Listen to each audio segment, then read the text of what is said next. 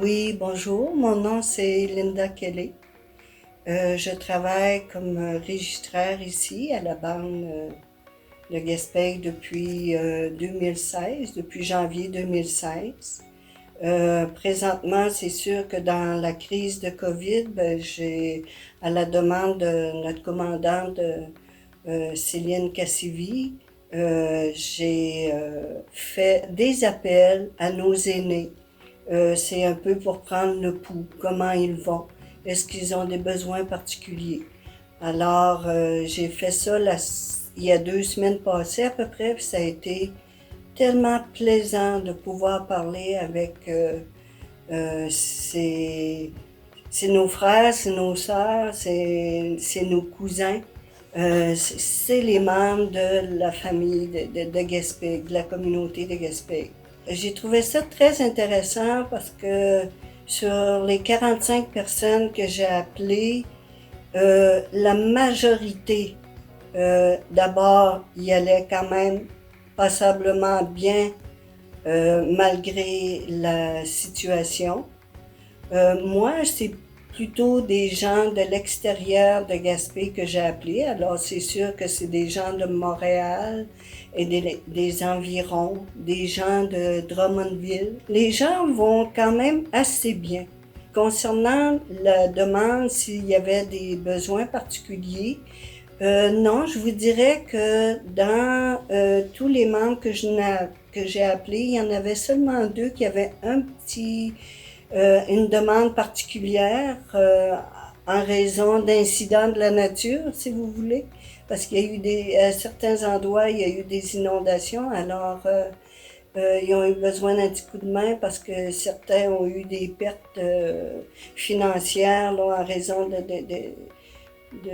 la nourriture qu'ils ont perdue aussi là, dans les congélateurs, ces choses-là. Ça fait, mais sinon, les autres membres, ça va assez bien.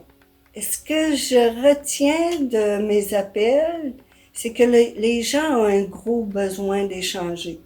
Ils veulent nous dire, oui, on est bien, mais c'est pas facile. Le temps est long. Moi, je vais pas à l'épicerie. En général, dans les appels que j'ai faits, c'est les hommes qui vont à l'épicerie.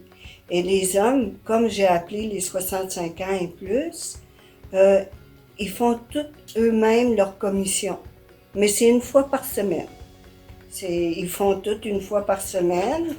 Puis, mais ils aiment sortir de la maison. Et c'est un besoin pour eux autres aussi.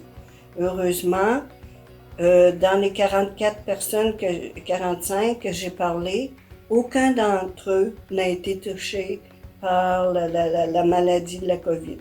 Alors ça, c'est une bonne réponse. Puis là, ben aujourd'hui, présentement, les mesures ont changé de la part du gouvernement. Maintenant, les gens peuvent sortir un petit peu plus, malgré qu'il faut qu'ils gardent encore les, la distance, les mesures de distanciation, le lavage des mains. Très, très important. Ça, là, c'est comme notre ami Horacio nous dit tout le temps, très important.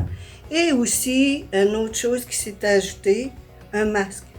Un masque, c'est artisanal, c'est sûr, c'est pour protéger ceux qui sont autour de vous. Les gouttelettes vont être retenues en partie. Alors, c'est important. Puis moi, comme je disais à une amie, ce qui est plaisant à porter ce masque-là, c'est que ça cache nos rides. Hein, les amis? Ça fait que j'en ai fait plusieurs. Je m'en ai fait faire plusieurs. Et quand on va, c'est sûr, dans le public et si on n'est pas sûr aussi, puis l'important c'est d'en porter un, puis demander aux gens qui sont autour de vous d'en porter un aussi.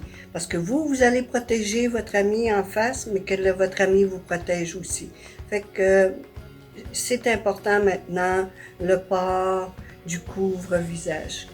Dans les appels que j'ai faits, j'ai trouvé ça super intéressant. Et notre monde va bien. Mais par contre, on a la porte est ouverte parce que c'était seulement une première étape.